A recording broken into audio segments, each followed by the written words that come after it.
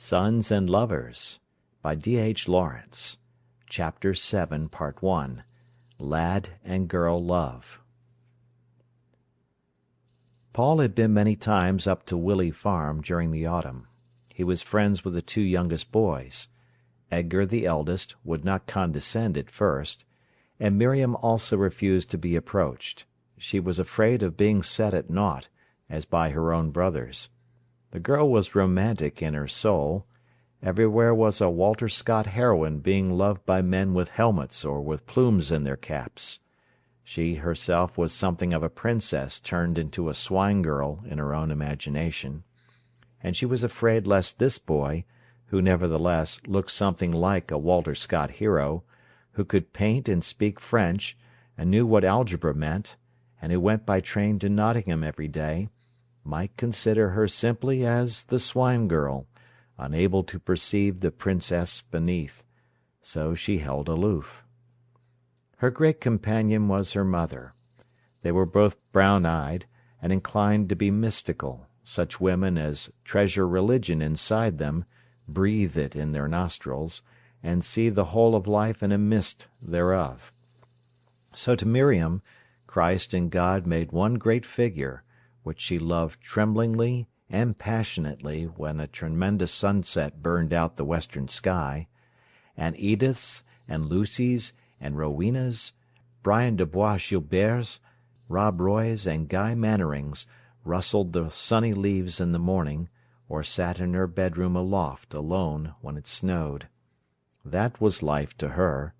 For the rest, she drudged in the house, which work she would not have minded had not her clean red floor been mucked up immediately by the trampling farm boots of her brothers. She madly wanted her little brother of 4 to let her swathe him and stifle him in her love. She went to church reverently, with bowed head, and quivered in anguish from the vulgarity of the other choir girls, and from the common-sounding voice of the curate. She fought with her brothers, whom she considered brutal louts, and she held not her father in too high esteem because he did not carry any mystical ideals cherished in his heart, but only wanted to have as easy a time as he could, and his meals when he was ready for them. She hated her position as swine girl. She wanted to be considered. She wanted to learn, thinking that if she could read, as Paul said he could read, Colomba or the Voyage autour de ma chambre, the world would have a different face for her and a deepened respect. She could not be princess by wealth or standing, so she was mad to have learning whereon to pride herself. For she was different from other folk, and must not be scooped up among the common fry. Learning was the only distinction to which she thought to aspire. Her beauty, that of a shy, wild, quiveringly sensitive thing, seemed nothing to her. Even her soul, so strong for rhapsody, was not enough. She must have something to reinforce her pride, because she felt different from other people. Paul she eyed rather wistfully. On the whole, she scorned the male sex. But here was a new specimen, quick, light, graceful, who could be gentle, and who could be sad, and who was clever, and who knew a lot, and who had a death in the family. The boy's poor morsel of learning exalted him almost sky-high in her esteem, yet she tried hard to scorn him, because he would not see in her the princess but only the swine-girl, and he scarcely observed her. Then he was so ill, and she felt he would be weak. Then she would be stronger than he. Then she could love him. If she could be mistress of him in his weakness, take care of him, if he could depend on her, if she could, as it were, have him in her arms, how she would love him! As soon as the skies brightened and Plum Blossom was out, Paul drove off in the milkman's heavy float up to Willey Farm. Mr. Livers shouted in a kindly fashion at the boy, then clicked to the horse as they climbed the hill slowly, in the freshness of the morning. White clouds went on their way, crowding to the back of the hills that were rousing in the springtime. The water of Nethermere lay below, very blue against the seared meadows and the thorn trees. It was 4.5 miles' drive. Tiny buds on the hedges, vivid as copper green, were opening into rosettes, and thrushes called, and blackbirds shrieked and scolded. It was a new, glamorous world. Miriam, peeping through the kitchen window, saw the horse walk through the big white gate into the farmyard that was backed by the oak wood, still bare. Then a youth in a heavy overcoat climbed down. He put up his hands for the whip and the rug that the good-looking, ruddy farmer handed down to him. Miriam appeared in the doorway. She was nearly 16, very beautiful, with her warm colouring, her gravity, her eyes dilating suddenly, like an ecstasy. "I say," said Paul, turning shyly aside, "your daffodils are nearly out. Isn't it early? But don't they look cold?" "Cold?" said Miriam, in her musical, caressing voice. "The green on their buds—" and he faltered into silence timidly. "Let me take the rug," said Miriam, over gently. "I can carry it," he answered, rather injured, but he yielded it to her. Then Mrs. Leivers appeared. "I'm sure you're tired and cold," she said. "Let me take your coat. It is heavy. You mustn't walk far in it." She helped him off with his coat. He was quite unused to such attention. She was almost smothered under its weight. "Why, mother," laughed the farmer, as he passed through the kitchen, swinging the great milk churns, "you've got almost more than you can manage there." She beat up the sofa cushions for the youth. The kitchen was very small and irregular. The farm had been originally a labourer's cottage, and the furniture was old and battered. But Paul loved it, loved the sack bag that formed the hearthrug, and the funny little corner under the stairs, and the small window deep in the corner, through which, bending a little, he could see the plum trees in the back garden and the lovely round hills beyond. "Won't you lie down?" said Mrs. Leivers. "Oh, no, I'm not tired," he said. "Isn't it lovely coming out, don't you think? I saw a sloe bush in blossom and a lot of celandines. I'm glad it's sunny." "Can I give you anything to eat or to drink?" "No, thank you." "How's your mother?" "I think she's tired now. I think she's had too much to do. Perhaps in a little while she'll go to Skegness with me. Then she'll be able to rest. I shall be glad if she can." "Yes," replied Mrs. Leivers. "It's a wonder she isn't ill herself." Miriam was moving about preparing dinner. Paul watched everything that happened. His face was pale and thin, but his eyes were quick and bright with life as ever. He watched the strange, almost rhapsodic way in which the girl moved about, carrying a great stew-jar to the oven, or looking in the saucepan. The atmosphere was different from that of his own home, where everything seemed so ordinary. When Mr. Leivers called loudly outside to the horse, that was reaching over to feed on the rose-bushes in the garden, the girl started, looked round with dark eyes, as if something had come breaking in on her world. There was a sense of silence inside the house and out. Miriam seemed as in some dreamy tale, a maiden in bondage, her spirit dreaming in a land far away and magical.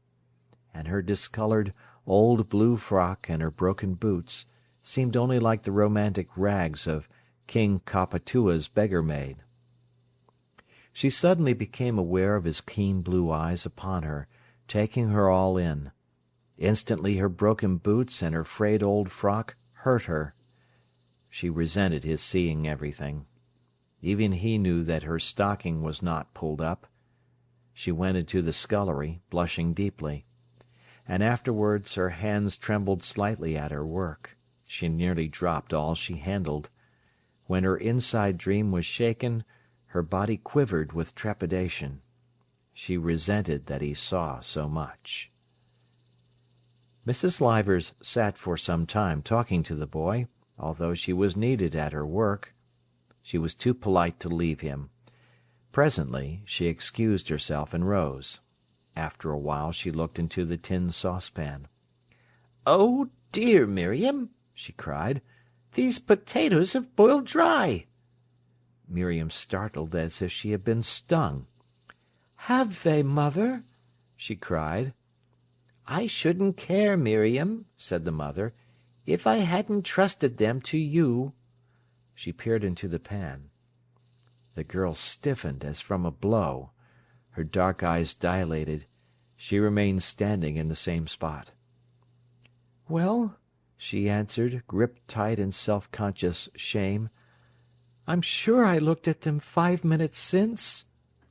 "Yes," said the mother, "I know it's easily done." "They're not much burned," said Paul. "It doesn't matter, does it?" Mrs. Livers looked at the youth with her brown, hurt eyes. "It wouldn't matter but for the boys," she said to him. "Only Miriam knows what a trouble they make if the potatoes are caught." "Then," thought Paul to himself, "you shouldn't let them make a trouble." After a while Edgar came in. He wore leggings, and his boots were covered with earth. He was rather small, rather formal for a farmer. He glanced at Paul, nodded to him distantly, and said: "Dinner ready?" "Nearly, Edgar," replied the mother apologetically. "I'm ready for mine," said the young man, taking up the newspaper and reading. Presently the rest of the family trooped in. Dinner was served. The meal went rather brutally. The over-gentleness and apologetic tone of the mother brought out all the brutality of manners in the sons. Edgar tasted the potatoes, moved his mouth quickly like a rabbit, looked indignantly at his mother, and said: "These potatoes are burnt, mother." "Yes, Edgar, I forgot them for a minute. Perhaps you'll have bread if you can't eat them." Edgar looked in anger across at Miriam. "What was Miriam doing that she couldn't attend to them?" he said. Miriam looked up. Her mouth opened, her dark eyes blazed and winced, but she said nothing. She swallowed her anger and her shame, bowing her dark head. "I'm sure she was trying hard," said the mother. "She hasn't got sense even to boil the potatoes," said Edgar. "What is she kept at home for?" "Only for eating everything that's left in the pantry," said Maurice. "They don't forget that potato pie against our Miriam," laughed the father. She was utterly humiliated. The mother sat in silence, suffering, like some saint out of place at the brutal board. It puzzled Paul. He wondered vaguely why all this intense feeling went running because of a few burnt potatoes. The mother exalted everything, even a bit of housework, to the plane of a religious trust. The sons resented this. They felt themselves cut away underneath, and they answered with brutality and also with a sneering superciliousness. Paul was just opening out from childhood into manhood. This atmosphere, where everything took a religious value, came with a subtle fascination to him. There was something in the air. His own mother was logical. Here there was something different, something he loved, something that at times he hated. Miriam quarrelled with her brothers fiercely. Later in the afternoon, when they had gone away again, her mother said: "You disappointed me at dinner-time, Miriam." The girl dropped her head. "They are such brutes!" she suddenly cried, looking up with flashing eyes. "But hadn't you promised not to answer them?" said the mother. "And I believed in you. I can't stand it when you wrangle." "But they're so hateful!" cried Miriam.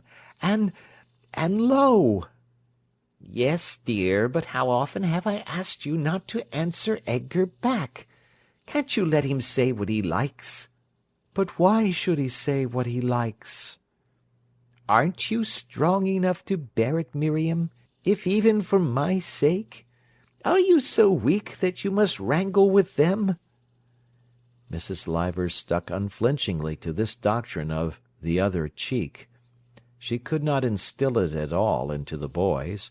With the girls she succeeded better, and Miriam was the child of her heart.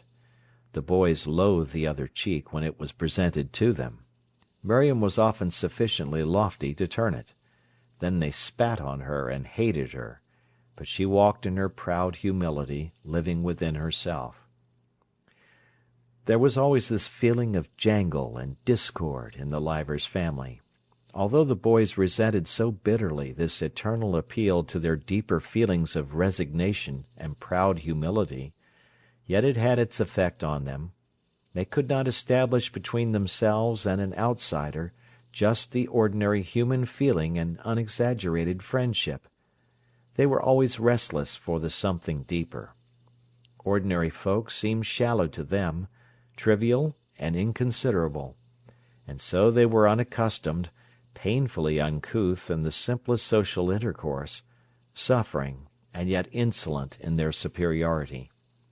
Then beneath was the yearning for the soul intimacy to which they could not attain because they were too dumb, and every approach to close connection was blocked by their clumsy contempt of other people. They wanted genuine intimacy, but they could not even get normally near to anyone, because they scorned to take the first steps. They scorned the triviality which forms common human intercourse. Paul fell under Mrs. Leivers' spell.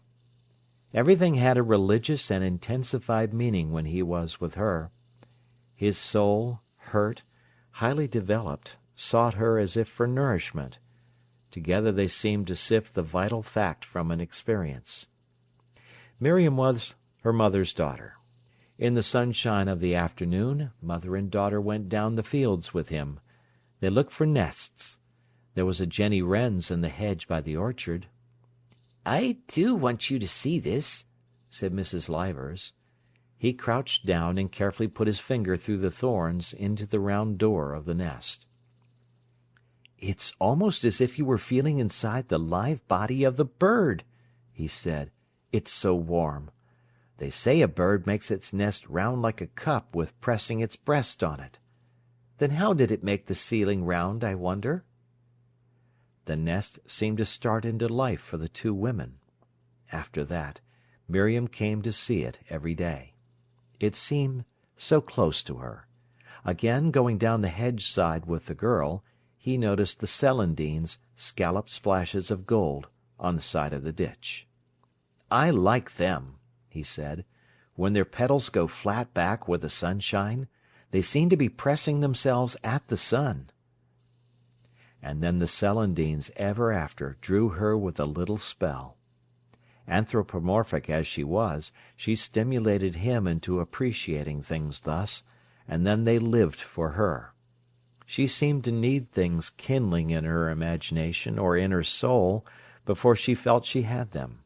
And she was cut off from ordinary life by her religious intensity, which made the world for her either a nunnery garden or a paradise, where sin and knowledge were not, or else an ugly, cruel thing. So it was in this atmosphere of subtle intimacy, this meeting in their common feeling for something in nature, that their love started. Personally, he was a long time before he realized her. For 10 months he had to stay at home after his illness. For a while he went to Skegness with his mother, and was perfectly happy. But even from the seaside he wrote long letters to Mrs. Leivers about the shore and the sea, and he brought back his beloved sketches of the flat Lincoln coast, anxious for them to see. Almost they would interest the Leivers more than they interested his mother. It was not his art Mrs. Morel cared about. It was himself and his achievement. But Mrs. Leivers and her children were almost his disciples. They kindled him and made him glow to his work, whereas his mother's influence was to make him quietly determined, patient, dogged, unwearied. He soon was friends with the boys, whose rudeness was only superficial. They had all, when they could trust themselves, a strange gentleness and lovableness. "Will you come with me on to the fallow?" asked Edgar, rather hesitatingly. Paul went joyfully, and spent the afternoon helping to hoe or to single turnips with his friend. He used to lie with the three brothers in the hay piled up in the barn, and tell them about Nottingham and about Jordan's. In return they taught him to milk, and let him do little jobs, chopping hay or pulping turnips, just as much as he liked. At midsummer he worked all through the hay harvest with them, and then he loved them. The family was so cut off from the world actually. They seemed somehow like les derniers fils d'une race épuisée. Though the lads were strong and healthy, yet they had all that over-sensitiveness and hanging back which made them so lonely, yet also such close, delicate friends once their intimacy was won. Paul loved them dearly, and they him. Miriam came later. But he had come into her life before she made any mark on his. One dull afternoon, when the men were on the land and the rest at school, only Miriam and her mother at home, the girl said to him, after having hesitated for some time, "Have you seen the swing?" "No," he answered. "Where?" "In the cowshed," she replied. She always hesitated to offer or to show him anything. Men have such different standards of worth from women, and her dear things, the valuable things to her, her brothers had so often mocked or flouted. "Come on, then," he replied, jumping up. There were two cowsheds, one on either side of the barn. In the lower, darker shed there was standing for 4 cows. Hens flew scolding over the manger wall as the youth and girl went forward for the great thick rope which hung from the beam in the darkness overhead, and was pushed back over a peg in the wall. "It's something like a rope!" he exclaimed appreciatively, and he sat down on it, anxious to try it. Then immediately he rose. "Come on, then, and have first go," he said to the girl. "See," she answered, going into the barn. "We put some bags on the seat," and she made the swing comfortable for him. That gave her pleasure. He held the rope. "Come on, then," he said to her. "No, I won't go first," she answered. She stood aside in her still, aloof fashion. "Why?" "You go," she pleaded. Almost for the first time in her life she had the pleasure of giving up to a man, of spoiling him. Paul looked at her. "All right," he said, sitting down. "Mind out!" He set off with a spring, and in a moment was flying through the air, almost out of the door of the shed, the upper half of which was open, showing outside the drizzling rain, the filthy yard, the cattle standing disconsolate against the black cart shed, and at the back of all the grey-green wall of the wood. She stood below in her crimson tam-o'-shanter and watched. He looked down at her, and she saw his blue eyes sparkling. "It's a treat of a swing," he said. "Yes." He was swinging through the air, every bit of him swinging, like a bird that swoops for joy of movement. And he looked down at her. Her crimson cap hung over her dark curls, her beautiful warm face, so still in a kind of brooding, was lifted towards him. It was dark and rather cold in the shed. Suddenly a swallow came down from the high roof and darted out of the door. "I didn't know a bird was watching," he called. He swung negligently. She could feel him falling and lifting through the air as if he were lying on some force. "Now I'll die," he said, in a detached, dreamy voice, as though he were the dying motion of the swing. She watched him, fascinated. Suddenly he put on the brake and jumped out. "I've had a long turn," he said, "but it's a treat of a swing. It's a real treat of a swing." Miriam was amused that he took a swing so seriously and felt so warmly over it. "No, you go on," she said. "Why, don't you want one?" he asked, astonished. "Well, not much. I'll have just a little." She sat down, whilst he kept the bags in place for her.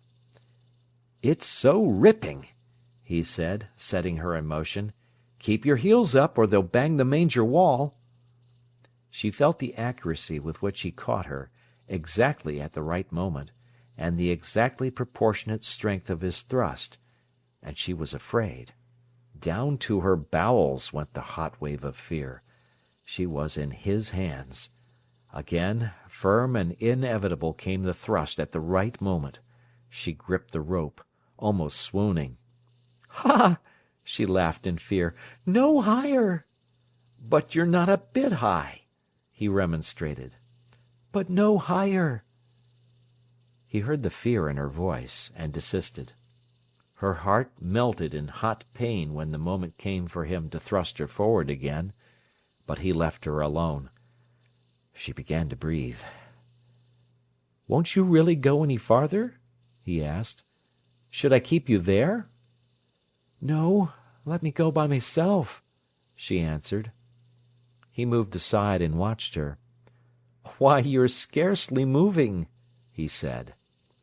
She laughed slightly with shame, and in a moment got down. "They say if you can swing, you won't be seasick," he said, as he mounted again. "I don't believe I should ever be seasick." Away he went.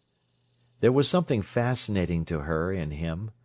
For the moment he was nothing but a piece of swinging stuff, not a particle of him that did not swing.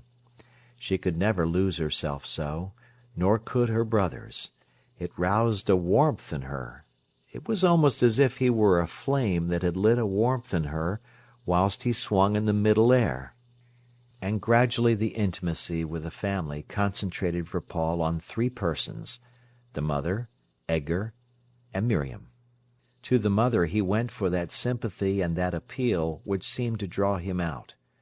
Edgar was his very close friend, and to Miriam he more or less condescended, because she seemed so humble.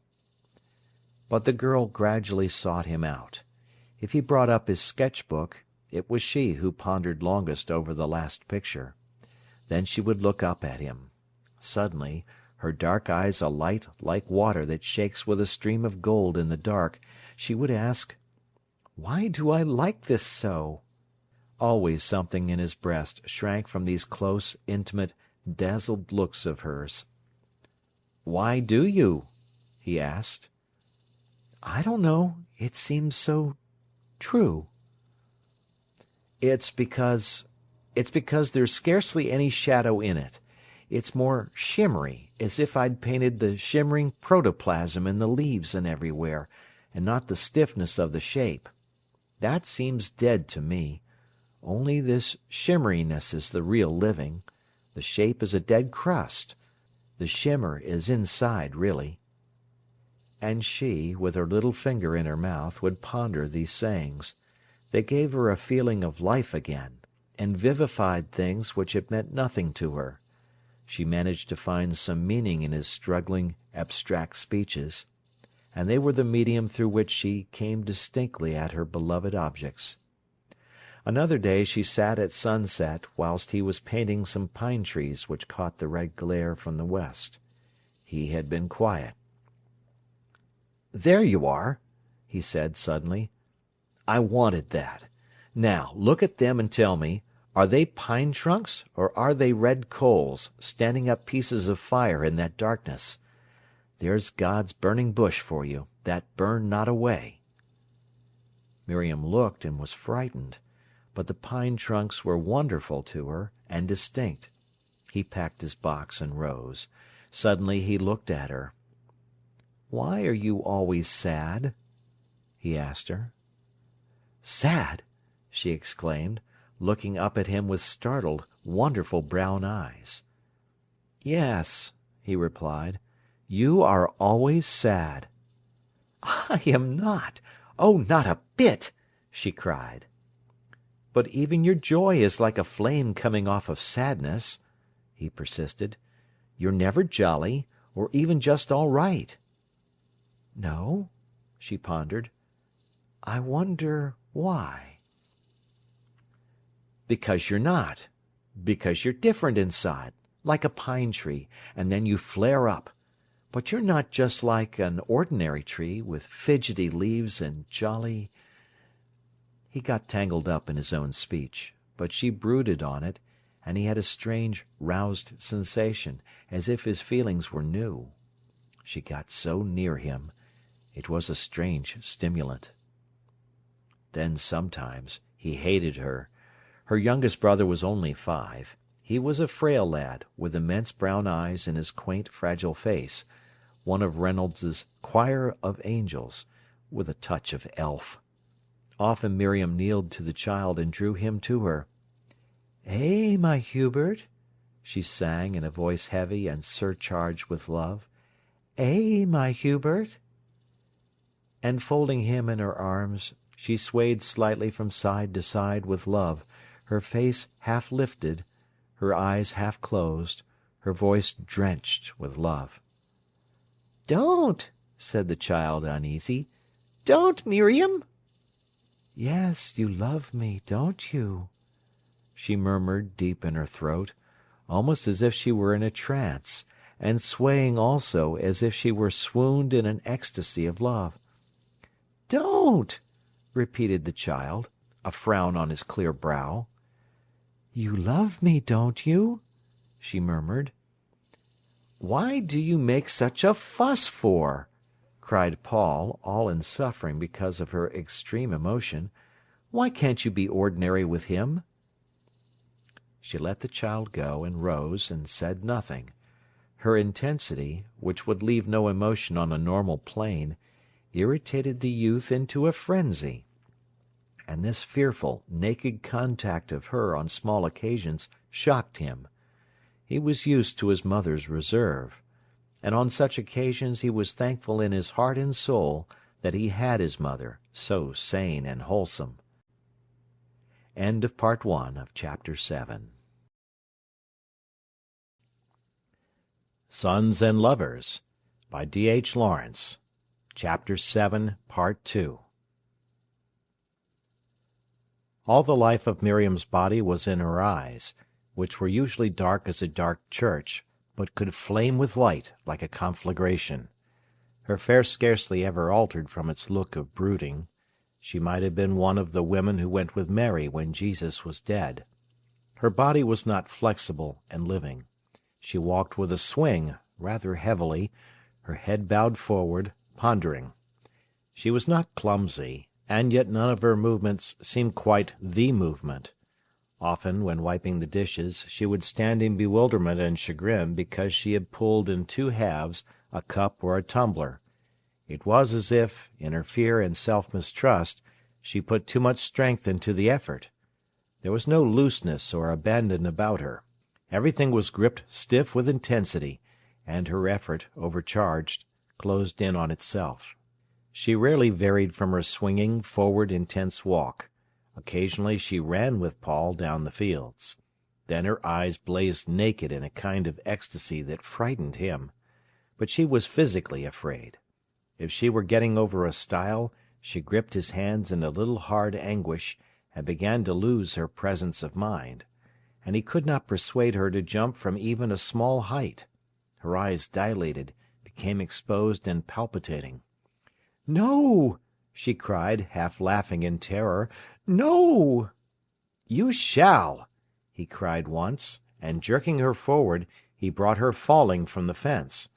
But her wild "Ah!" of pain, as if she were losing consciousness, cut him.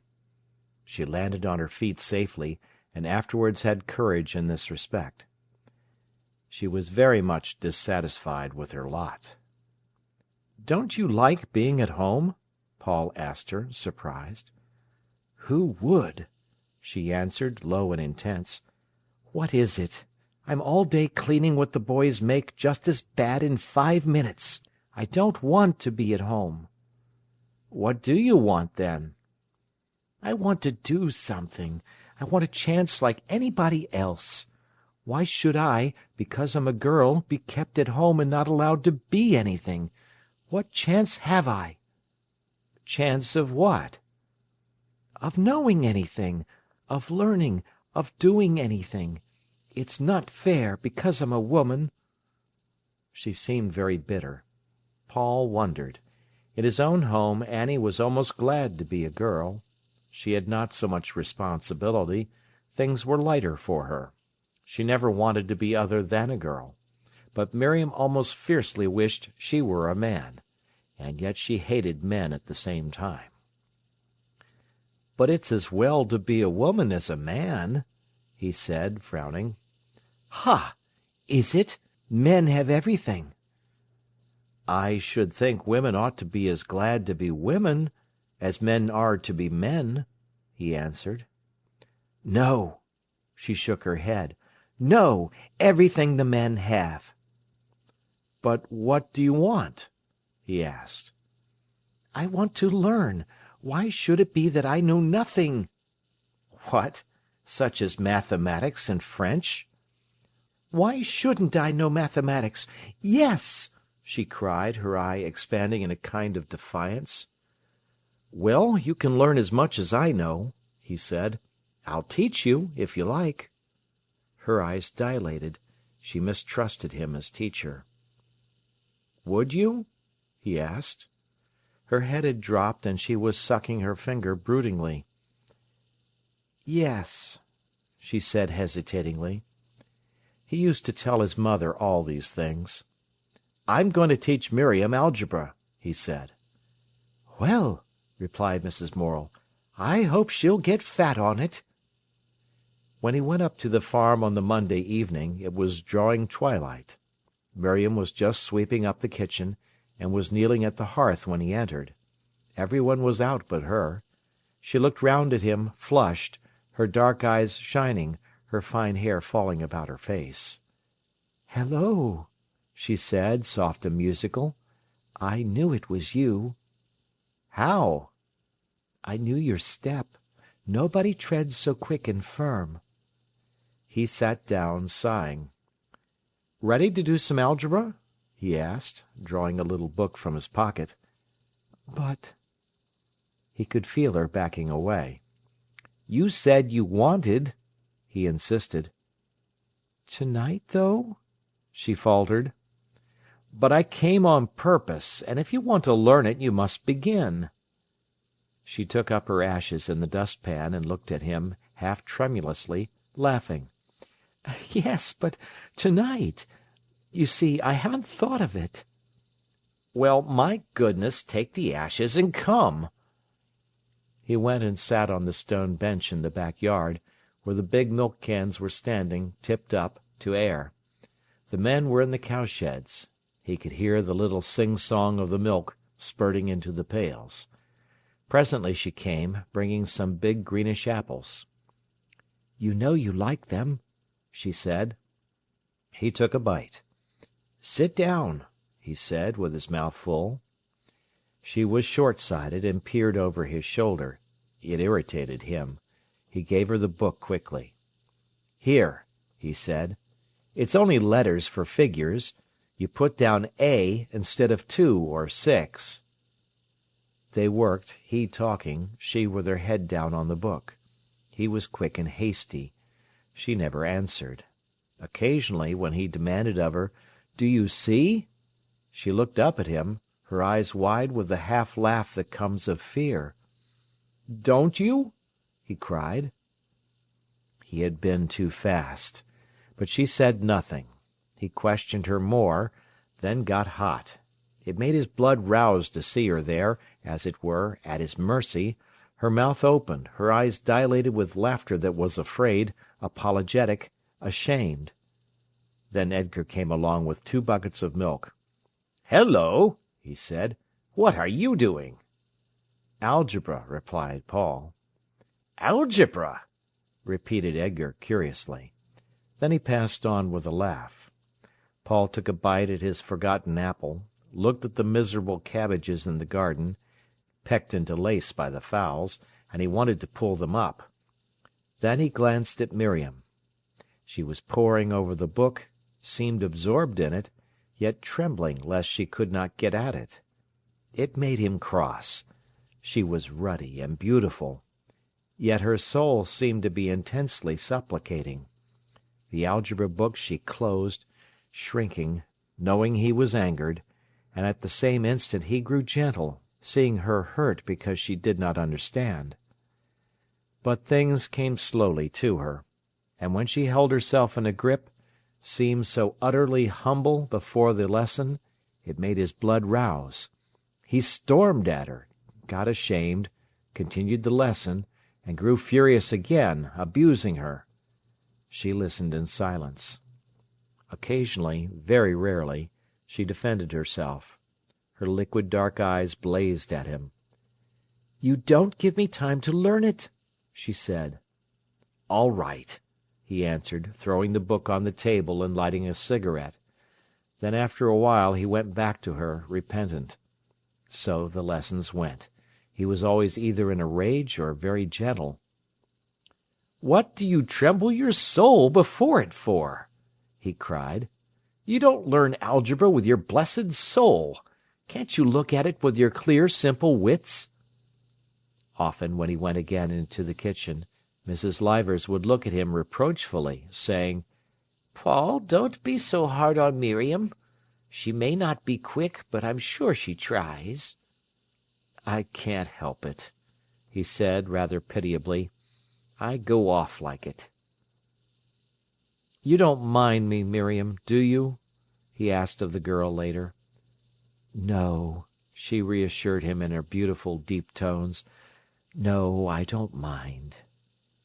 "Don't mind me. It's my fault." But, in spite of himself, his blood began to boil with her. It was strange that no one else made him in such fury. He flared against her. Once he threw the pencil in her face. There was a silence. She turned her face slightly aside. "I didn't—" he began, but got no farther, feeling weak in all his bones. She never reproached him or was angry with him. He was often cruelly ashamed. But still again his anger burst like a bubble surcharged, and still, when he saw her eager, silent, as it were, blind face, he felt he wanted to throw the pencil in it. And still, when he saw her hand trembling and her mouth parted with suffering, his heart was scalded with pain for her. And because of the intensity to which she roused him, he sought her. Then he often avoided her and went with Edgar. Miriam and her brother were naturally antagonistic. Edgar was a rationalist, who was curious, and had a sort of scientific interest in life. It was a great bitterness to Miriam to see herself deserted by Paul for Edgar, who seemed so much lower. But the youth was very happy with her elder brother. The two men spent afternoons together on the land or in the loft doing carpentry, when it rained. And they talked together, or Paul taught Edgar the songs he himself had learned from Annie at the piano. And often all the men, Mr. Leivers as well, had bitter debates on the nationalizing of the land and similar problems. Paul had already heard his mother's views, and as these were as yet his own, he argued for her. Miriam attended and took part, but was all the time waiting until it should be over and a personal communication might begin. "After all," she said within herself, "if the land were nationalized, Edgar and Paul and I would be just the same." So she waited for the youth to come back to her. He was studying for his painting. He loved to sit at home, alone with his mother, at night, working and working. She sewed or read. Then, looking up from his task, he would rest his eyes for a moment on her face, that was bright with living warmth, and he returned gladly to his work. "I can do my best things when you sit there in your rocking-chair, Mother," he said. "I'm sure!" she exclaimed, sniffing with mock scepticism. But she felt it was so, and her heart quivered with brightness. For many hours she sat still, slightly conscious of him labouring away, whilst she worked or read her book. And he, with all his soul's intensity directing his pencil, could feel her warmth inside him like strength. They were both very happy so, and both unconscious of it. These times, that meant so much, and which were real living, they almost ignored. He was conscious only when stimulated. A sketch finished, he always wanted to take it to Miriam. Then he was stimulated into knowledge of the work he had produced unconsciously. In contact with Miriam he gained insight, his vision went deeper. From his mother he drew the life-warmth, the strength to produce. Miriam urged this warmth into intensity like a white light. When he returned to the factory, the conditions of work were better. He had Wednesday afternoon off to go to the art school, Miss Jordan's provision, returning in the evening. Then the factory closed at 6 instead of 8 on Thursday and Friday evenings. One evening in the summer Miriam and he went over the fields by Herod's farm on their way from the library home. So it was only 3 miles to Willey Farm. There was a yellow glow over the mowing grass, and the sorrel heads burned crimson. Gradually, as they walked along the high land, the gold in the west sank down to red, the red to crimson, and then the chill blue crept up against the glow. They came out upon the high road to Alfreton, which ran white between the darkening fields. There Paul hesitated. It was 2 miles home for him, 1 mile forward for Miriam. They both looked up the road that ran in shadow right under the glow of the northwest sky. On the crest of the hill, Selby, with its stark houses and the up-pricked headstocks of the pit, stood in black silhouette small against the sky. He looked at his watch. 9 o'clock, he said. The pair stood, loath to part, hugging their books. "The wood is so lovely now," she said. "I wanted you to see it." He followed her slowly across the road to the white gate. "They grumble so if I'm late," he said. "But you're not doing anything wrong," she answered impatiently. He followed her across the nibbled pasture in the dusk. There was a coolness in the wood, a scent of leaves, of honeysuckle, and a twilight. The two walked in silence. Night came wonderfully there, among the throng of dark tree trunks. He looked round, expectant. She wanted to show him a certain wild rose bush she had discovered. She knew it was wonderful, and yet, till he had seen it, she felt it had not come into her soul. Only he could make it her own, immortal.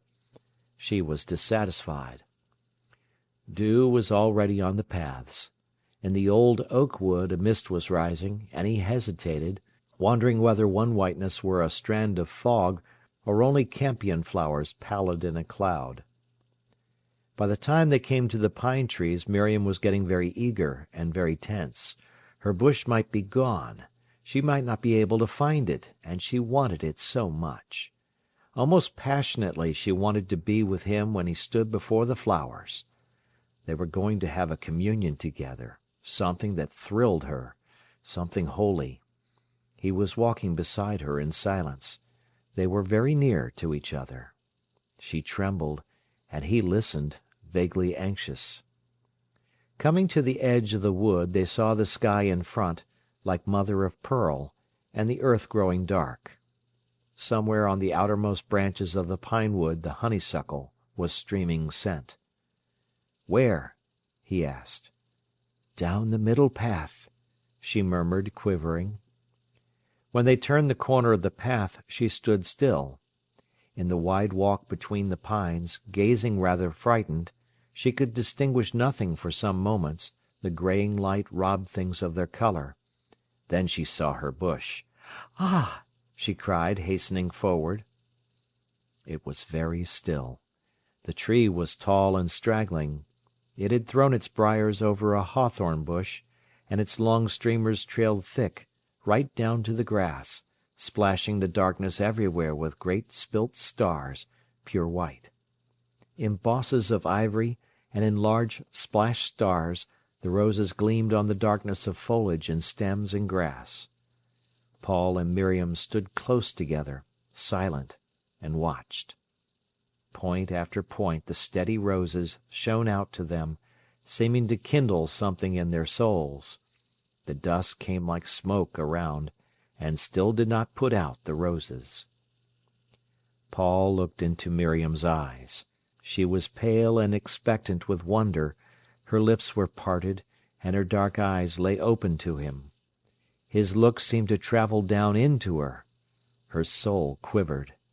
It was the communion she wanted. He turned aside, as if pained. He turned to the bush.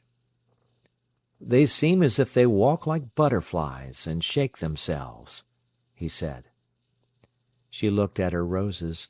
They were white, some incurved and holy, others expanded in an ecstasy. The tree was dark as a shadow. She lifted her hand impulsively to the flowers. She went forward and touched them in worship. "Let us go," he said.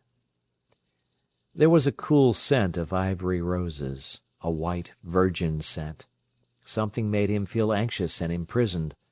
The two walked in silence. "Till Sunday," he said quietly, and left her, and she walked home slowly, feeling her soul satisfied with the holiness of the night. He stumbled down the path. As soon as he was out of the wood, in the free open meadow, where he could breathe, he started to run as fast as he could. It was like a delicious delirium in his veins. Always when he went with Miriam, and it grew rather late, he knew his mother was fretting and getting angry about him.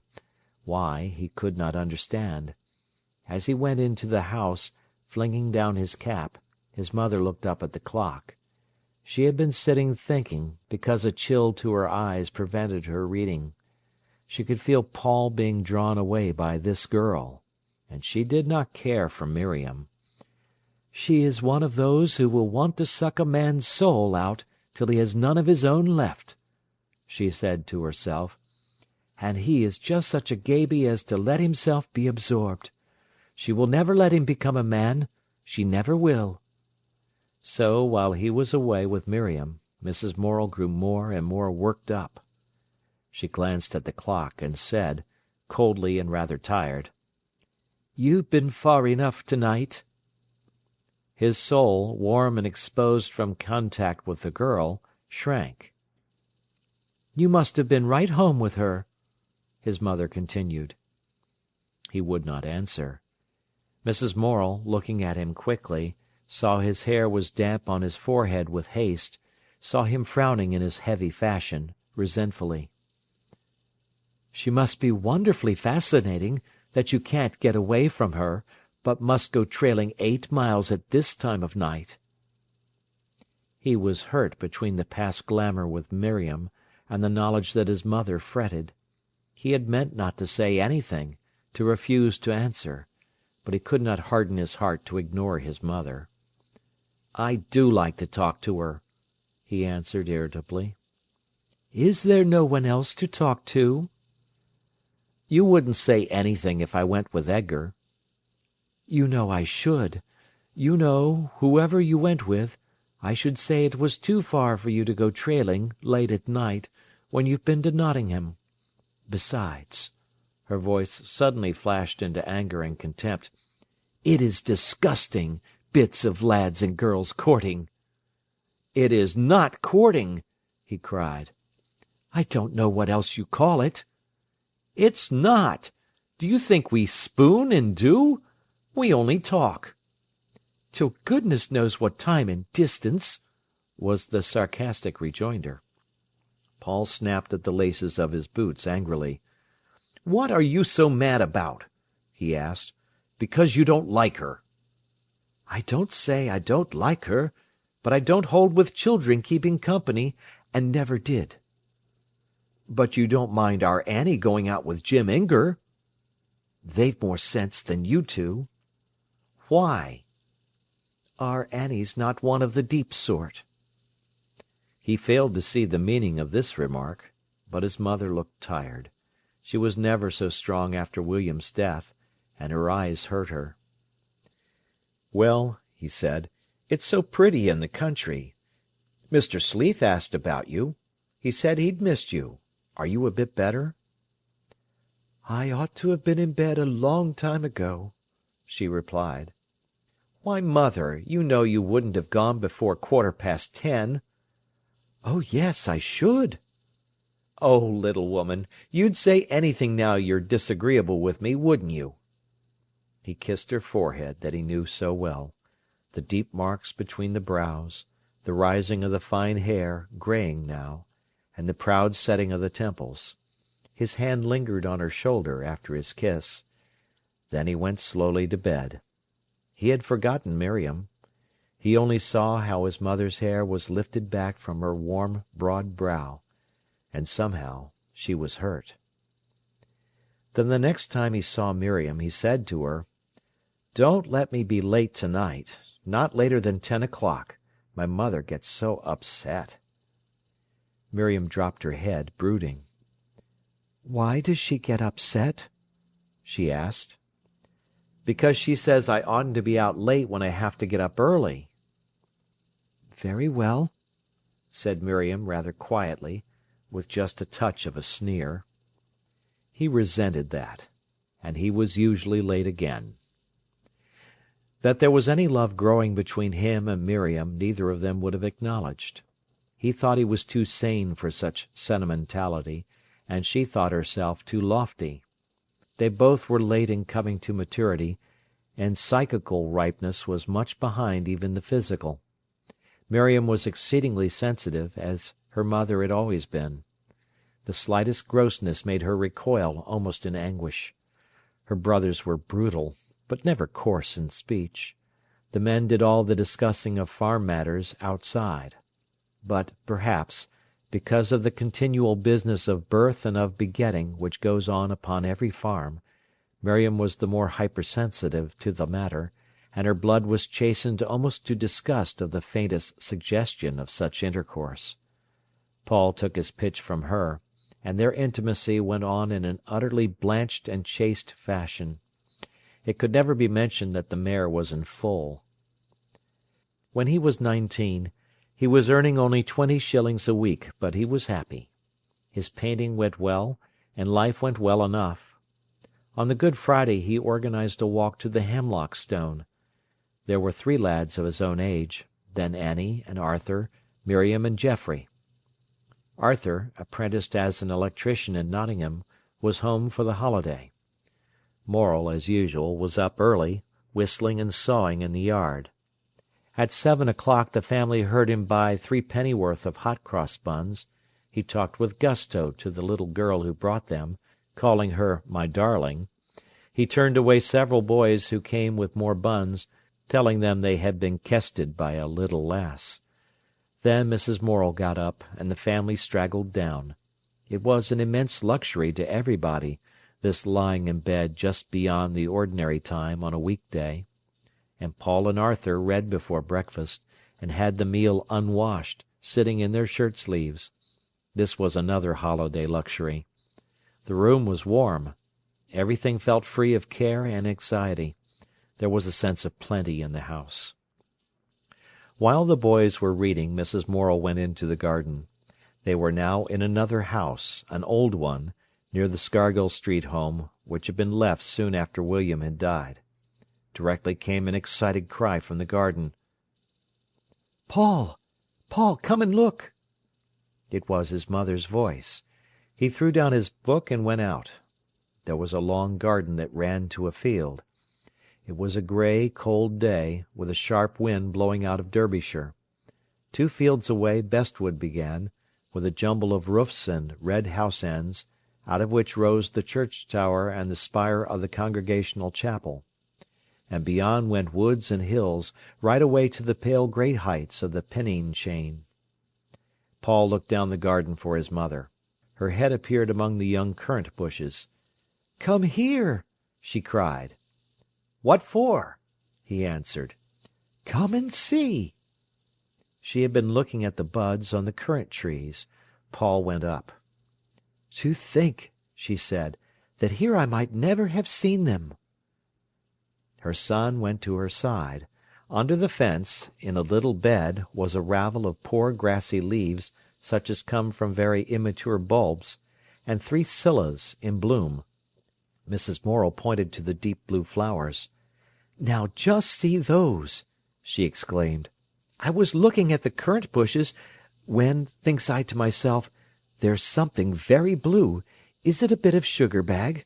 And there, behold you, sugar bag, 3 glories of the snow, and such beauties!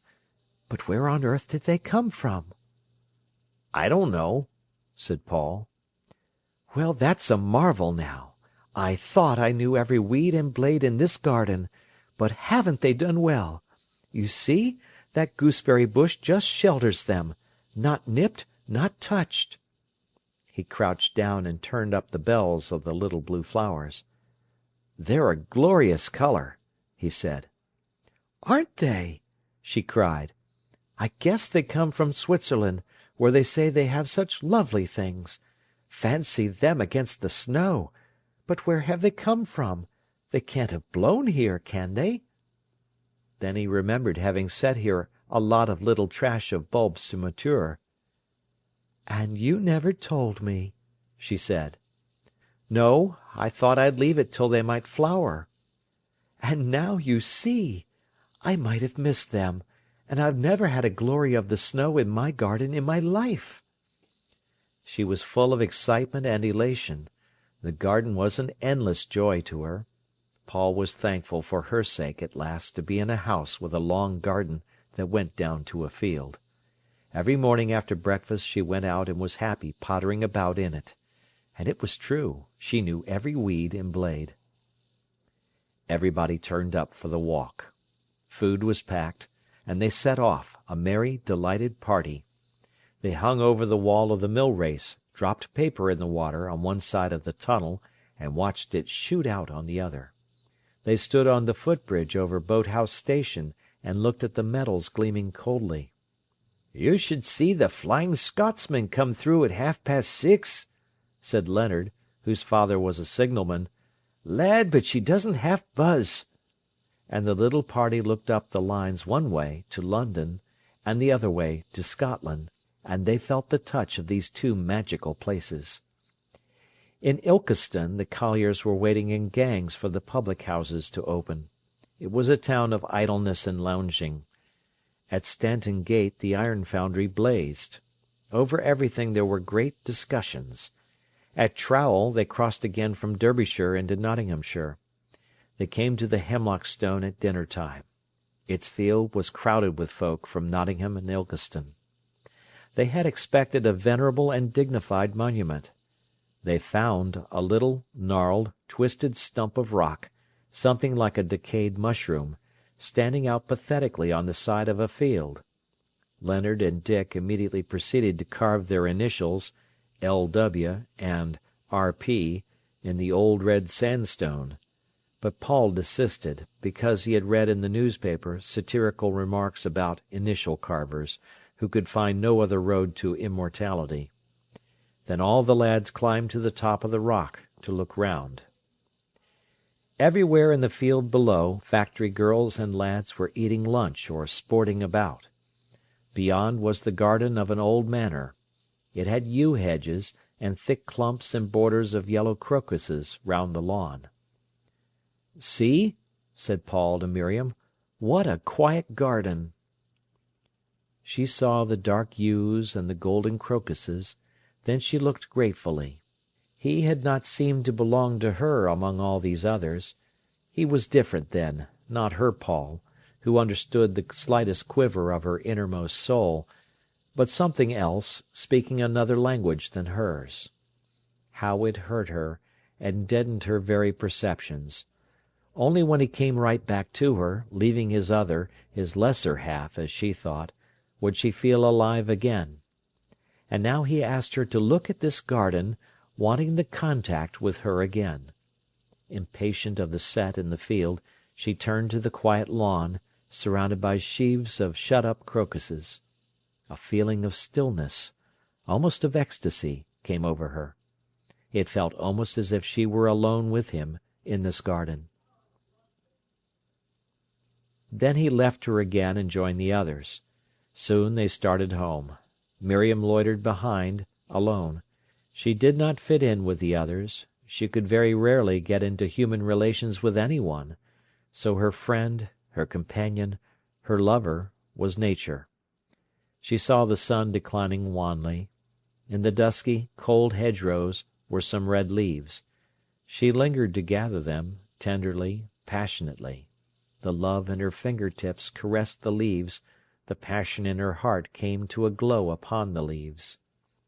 Suddenly she realized she was alone in a strange road, and she hurried forward.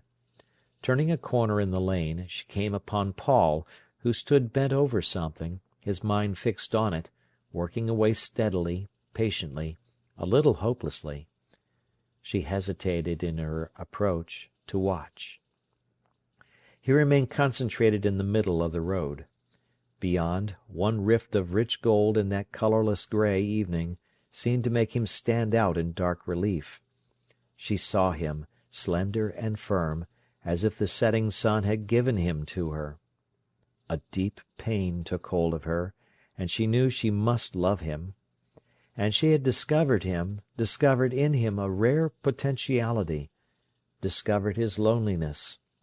Quivering as at some annunciation, she went slowly forward. At last he looked up. "Why," he exclaimed gratefully, "have you waited for me?" She saw a deep shadow in his eyes. "What is it?" she asked. "The spring broken here," and he showed her where his umbrella was injured. Instantly, with some shame, she knew he had not done the damage himself, but that Geoffrey was responsible. "It is only an old umbrella, isn't it?" she asked. She wondered why he, who did not usually trouble over trifles, made such a mountain of this molehill. "But it was William's, and my mother can't help but know," he said quietly, still patiently working at the umbrella. The words went through Miriam like a blade. This, then, was the confirmation of her vision of him. She looked at him, but there was about him a certain reserve, and she dared not comfort him, not even speak softly to him. "Come on," he said. "I can't do it." And they went in silence along the road. That same evening they were walking along under the trees by Nether Green. He was talking to her fretfully, seemed to be struggling to convince himself. "You know," he said, with an effort, "if one person loves, the other does." "Ah," she answered, "like mother said to me when I was little, love begets love." "Yes, something like that, I think it must be." "I hope so, because, if it were not, love might be a very terrible thing," she said. "Yes, but it is, at least with most people," he answered. And Miriam, thinking he had assured himself, felt strong in herself. She always regarded that sudden coming upon him in the lane as a revelation. And this conversation remained graven in her mind as one of the letters of the law. Now she stood with him and for him. When, about this time, he outraged the family feeling at Willey Farm by some overbearing insult, she stuck to him and believed he was right. And at this time she dreamed dreams of him, vivid, unforgettable. These dreams came again later on, developed to a more subtle psychological stage. End of Part 2 of Chapter 7. Sons and Lovers by D. H. Lawrence. Chapter 7, Part 3. On the Easter Monday the same party took an excursion to Wingfield Manor. It was great excitement to Miriam to catch a train at Sethley Bridge, amid all the bustle of the Bank Holiday crowd. They left the train at Alfreton. Paul was interested in the street and in the colliers with their dogs. Here was a new race of miners. Miriam did not live till they came to the church. They were all rather timid of entering, with their bags of food, for fear of being turned out. Leonard, a comic, thin fellow, went first. Paul, who would have died rather than to be sent back, went last. The place was decorated for Easter. In the font hundreds of white narcissi seemed to be growing. The air was dim and coloured from the windows, and thrilled with a subtle scent of lilies and narcissi. in that atmosphere Miriam's soul came into a glow. Paul was afraid of the things he mustn't do, and he was sensitive to the feel of the place. Miriam turned to him. He answered. They were together. He would not go beyond the communion rail. She loved him for that. Her soul expanded into prayer beside him. He felt the strange fascination of shadowy religious places. All his latent mysticism quivered into life. She was drawn to him. He was a prayer along with her. Miriam very rarely talked to the other lads. They at once became awkward in conversation with her, so usually she was silent. It was past midday when they climbed the steep path to the manor. All things shone softly in the sun, which was wonderfully warm and enlivening. Celandines and violets were out. Everybody was tip-top full with happiness. The glitter of the ivy, the soft, atmospheric grey of the castle walls, the gentleness of everything near the ruin was perfect. The manor is of hard, pale grey stone, and the other walls are blank and calm. The young folk were in raptures. They went in trepidation, almost afraid that the delight of exploring this ruin might be denied them. In the first courtyard, within the high broken walls, were farm carts, with their shafts lying idle on the ground, the tires of the wheels brilliant with gold-red rust. It was very still. All eagerly paid their sixpences, and went timidly through the fine clean arch of the inner courtyard. They were shy. Here on the pavement, where the hall had been, an old thorn-tree was budding. All kinds of strange openings and broken rooms were in the shadow around them. After lunch they set off once more to explore the ruin. This time the girls went with the boys, who could act as guides and expositors. There was one tall tower in a corner, rather tottering, where they say Mary Queen of Scots was imprisoned. "Think of the Queen going up here!" said Miriam in a low voice as she climbed the hollow stairs. "If she could get up," said Paul, "for she had rheumatism like anything. I reckon they treated her rottenly." "You don't think she deserved it?" asked Miriam. "No, I don't. She was only lively." They continued to mount the winding staircase. A high wind, blowing through the loopholes, went rushing up the shaft, and filled the girl's skirts like a balloon, so that she was ashamed until he took the hem of her dress and held it down for her. He did it perfectly simply, as he would have picked up her glove.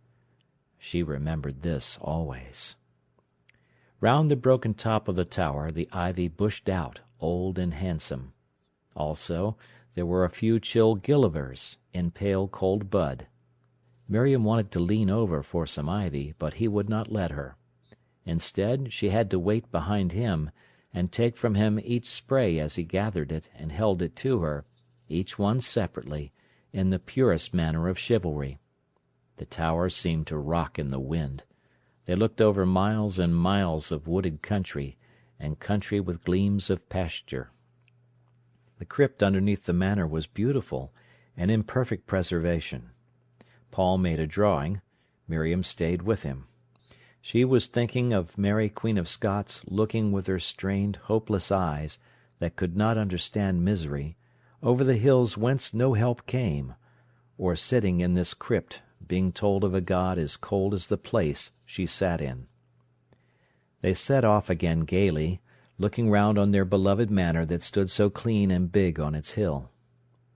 "Supposing you could have that farm," said Paul to Miriam. "Yes!" "Wouldn't it be lovely to come and see you?" They were now in the bare country of stone walls, which he loved, and which, though only 10 miles from home, seemed so foreign to Miriam. The party was straggling. As they were crossing a large meadow that sloped away from the sun, along a path embedded with innumerable tiny glittering points, Paul, walking alongside, laced his fingers in the strings of the bag Miriam was carrying, and instantly she felt Annie behind, watchful and jealous. But the meadow was bathed in a glory of sunshine, and the path was jewelled, and it was seldom that he gave her any sign. She held her fingers very still among the strings of the bag, his fingers touching, and the place was golden as a vision. At last they came into the straggling grey village of Critch, that lies high. Beyond the village was the famous Critch stand that Paul could see from the garden at home. The party pushed on. Great expanse of country spread around and below. The lads were eager to get to the top of the hill. It was capped by a round knoll, half of which was now cut away, and on the top of which stood an ancient monument, sturdy and squat, for signalling in old days far down into the level lands of Nottinghamshire and Leicestershire.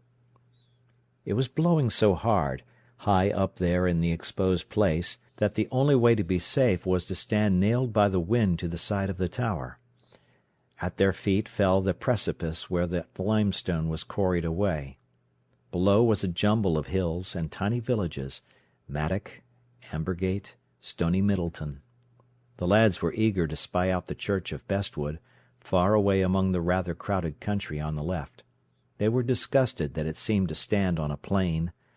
They saw the hills of Derbyshire fall into the monotony of the Midlands that swept away south. Miriam was somewhat scared by the wind, but the lads enjoyed it. They went on, miles and miles, to Whitstanwell. All the food was eaten, everybody was hungry, and there was very little money to get home with.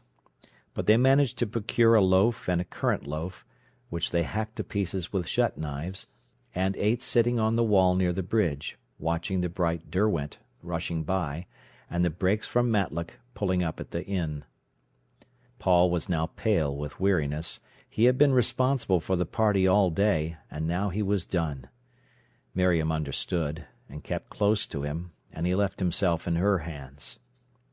They had an hour to wait at Ambergate station. Trains came, crowded with excursionists returning to Manchester, Birmingham, and London. "We might be going there. Folk easily might think we're going that far," said Paul. They got back rather late. Miriam, walking home with Geoffrey, watched the moon rise big and red and misty. She felt something was fulfilled in her. She had an elder sister, Agatha, who was a school-teacher. Between the two girls was a feud. Miriam considered Agatha worldly, and she wanted herself to be a school-teacher. One Saturday afternoon Agatha and Miriam were upstairs dressing. Their bedroom was over the stable. It was a low room, not very large, and bare. Miriam had nailed on the wall a reproduction of Veronese's St. Catherine. She loved the woman who sat in the window, dreaming. Her own windows were too small to sit in, but the front one was dripped over with honeysuckle and Virginia creeper, and looked upon the tree-tops of the oak wood across the yard, while the little back window, no bigger than a handkerchief, was a loophole to the east, to the dawn beating up against the beloved round hills. The two sisters did not talk much to each other. Agatha, who was fair and small and determined, had rebelled against the home atmosphere, against the doctrine of the other cheek. She was out in the world now, in a fair way to be independent, and she insisted on worldly values, on appearance, on manners, on position, which Miriam would fain have ignored. Both girls liked to be upstairs, out of the way, when Paul came. They preferred to come running down, open the stair-foot door, and see him watching, expectant of them. Miriam stood painfully pulling over her head a rosary he had given her. It caught in the fine mesh of her hair. But at last she had it on, and the red-brown wooden beads looked well against her cool brown neck. She was a well-developed girl, and very handsome. But in the little looking-glass nailed against the whitewashed wall, she could only see a fragment of herself at a time. Agatha had bought a little mirror of her own, which she propped up to suit herself. Miriam was near the window. Suddenly she heard the well-known click of the chain, and she saw Paul fling open the gate, push his bicycle into the yard.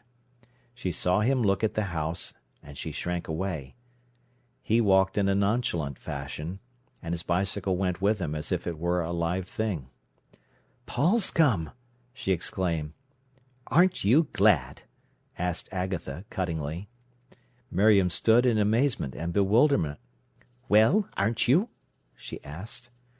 "Yes, but I'm not going to let him see it, and think I wanted him." Miriam was startled. She heard him putting his bicycle in the stable underneath, and talking to Jimmy, who had been a pit horse, and who was seedy. "Well, Jimmy, my lad, how arter? Nobbut sick and sadly like? Why, then, it's a shame, my owd lad." She heard the rope run through the hole as the horse lifted its head from the lad's caress. How she loved to listen when he thought only the horse could hear. But there was a serpent in her Eden. She searched earnestly in herself to see if she wanted Paul Morel. She felt there would be some disgrace in it. Full of twisted feeling, she was afraid she did want him.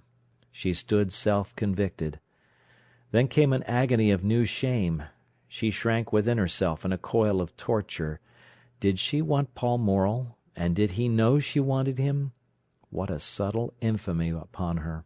She felt as if her whole soul coiled into knots of shame. Agatha was dressed first, and ran downstairs.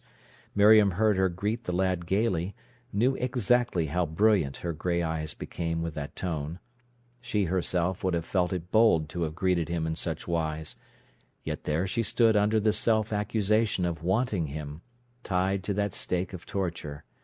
In bitter perplexity she kneeled down and prayed, "O Lord, let me not love Paul Morel.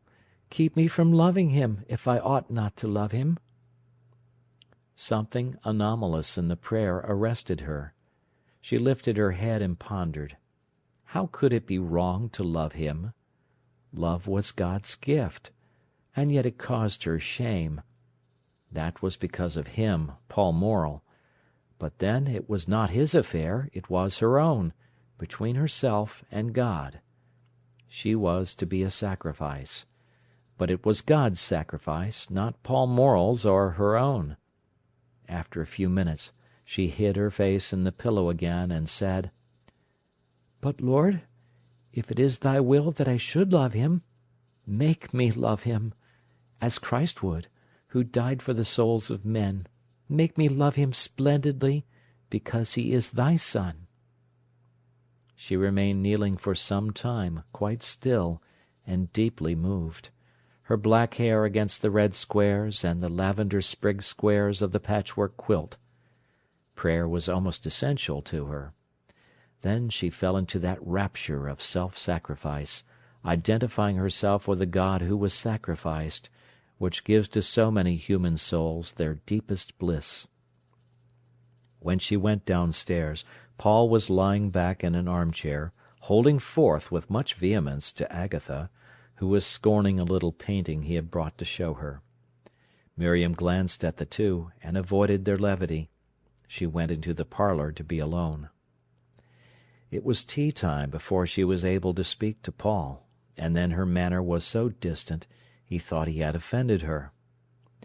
Miriam discontinued her practice of going each Thursday evening to the library in Bestwood. After calling for Paul regularly during the whole spring, a number of trifling incidents and tiny insults from his family awakened her to their attitude towards her, and she decided to go no more. So she announced to Paul one evening she would not call at his house again for him on Thursday nights. "Why?" he asked, very short. "Nothing, only I'd rather not." "Very well." "But," she faltered, "if you'd care to meet me, we could still go together." "Meet you where?" "Somewhere, where you like." "I shan't meet you anywhere. I don't see why you shouldn't keep calling for me. But if you won't, I don't want to meet you." So the Thursday evenings which had been so precious to her, and to him, were dropped. He worked instead. Mrs. Morel sniffed with satisfaction at this arrangement. He would not have it that they were lovers.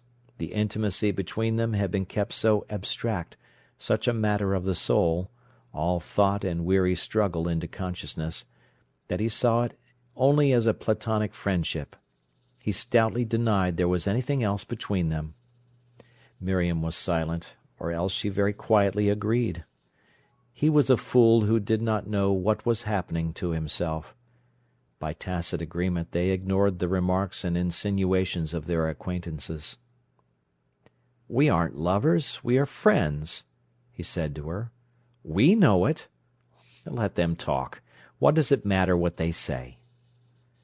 Sometimes, as they were walking together, she slipped her arm timidly into his, but he always resented it, and she knew it. It caused a violent conflict in him.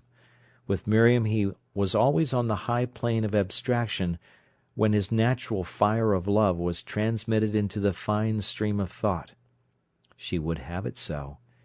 If he were jolly and, as she put it, flippant, she waited till he came back to her, till the change had taken place in him again, and he was wrestling with his own soul, frowning, passionate in his desire for understanding. And in this passion for understanding her soul lay close to his. She had him all to herself. But he must be made abstract first.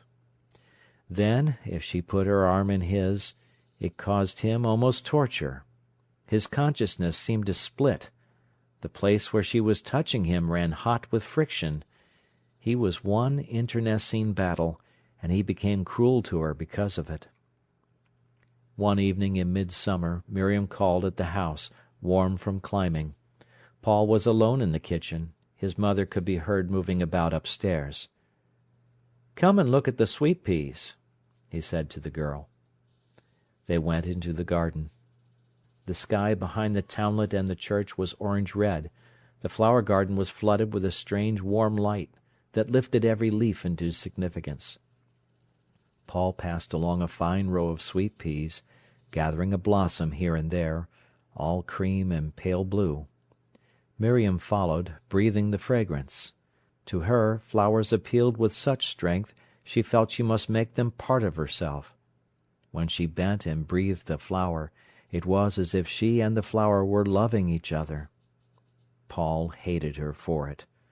There seemed a sort of exposure about the action, something too intimate. When he had got a fair bunch, they returned to the house. He listened for a moment to his mother's quiet movement upstairs. Then he said, "Come here, let me pin them in for you." He arranged them 2 or 3 at a time in the bosom of her dress, stepping back now and then to see the effect. "You know," he said, taking the pin out of his mouth, "a woman ought always to arrange her flowers before her glass." Miriam laughed. She thought flowers ought to be pinned in one's dress without any care. That Paul should take pains to fix her flowers for her was his whim. He was rather offended at her laughter. "Some women do, those who look decent," he said. Miriam laughed again, but mirthlessly, to hear him thus mix her up with women in a general way. From most men she would have ignored it, but from him it hurt her. He had nearly finished arranging the flowers when he heard his mother's footstep on the stairs. Hurriedly he pushed in the last pin and turned away. "Don't let mater know," he said. Miriam picked up her books and stood in the doorway looking with chagrin at the beautiful sunset. She would call for Paul no more, she said. "Good evening, Mrs. Morel," she said in a deferential way. She sounded as if she felt she had no right to be there. "Oh, is it you, Miriam?" replied Mrs. Morel coolly. But Paul insisted on everybody's accepting his friendship with the girl, and Mrs. Morel was too wise to have any open rupture. It was not till he was 20 years old that the family could ever afford to go away for a holiday. Mrs. Morel had never been away for a holiday, except to see her sister, since she had been married. Now at last Paul had saved enough money, and they were all going. There was to be a party, some of Annie's friends, one friend of Paul's, a young man in the same office where William had previously been, and Miriam. It was great excitement writing for rooms. Paul and his mother debated it endlessly between them. They wanted a furnished cottage for 2 weeks. She thought 1 week would be enough, but he insisted on 2. At last they got an answer from Maplethorpe, a cottage such as they wished for 30 shillings a week. There was immense jubilation. Paul was wild with joy for his mother's sake. She would have a real holiday now. He and she sat at evening, picturing what it would be like. Annie came in, and Leonard, and Alice, and Kitty. There was wild rejoicing and anticipation. Paul told Miriam.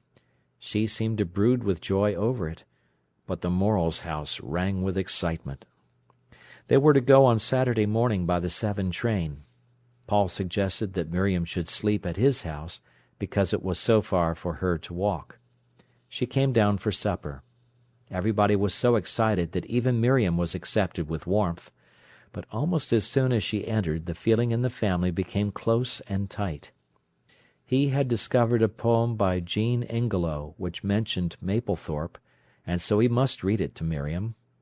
He would never have got so far in the direction of sentimentality as to read poetry to his own family. But now they condescended to listen.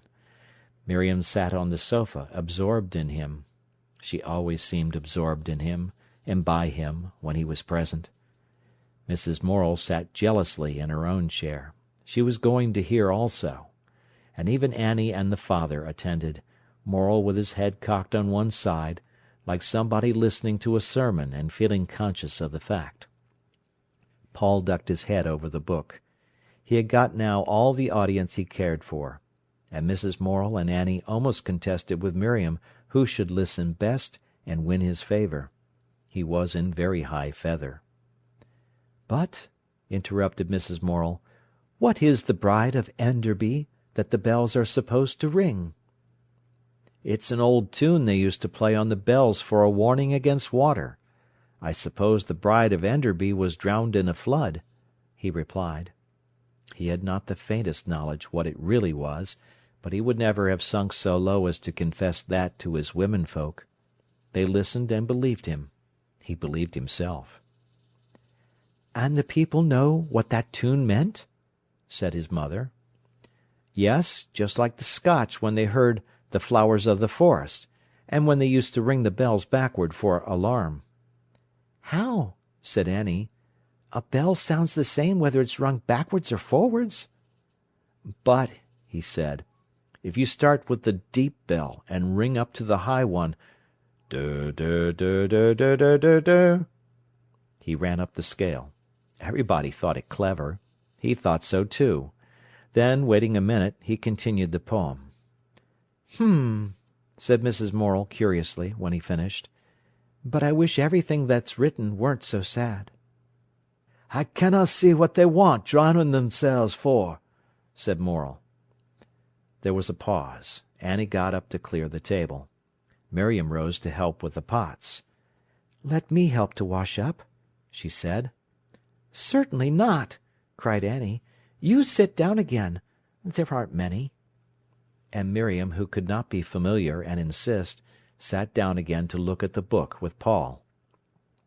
He was master of the party. His father was no good, and great tortures he suffered lest the tin box should be put out at Fursby instead of at Maplethorpe.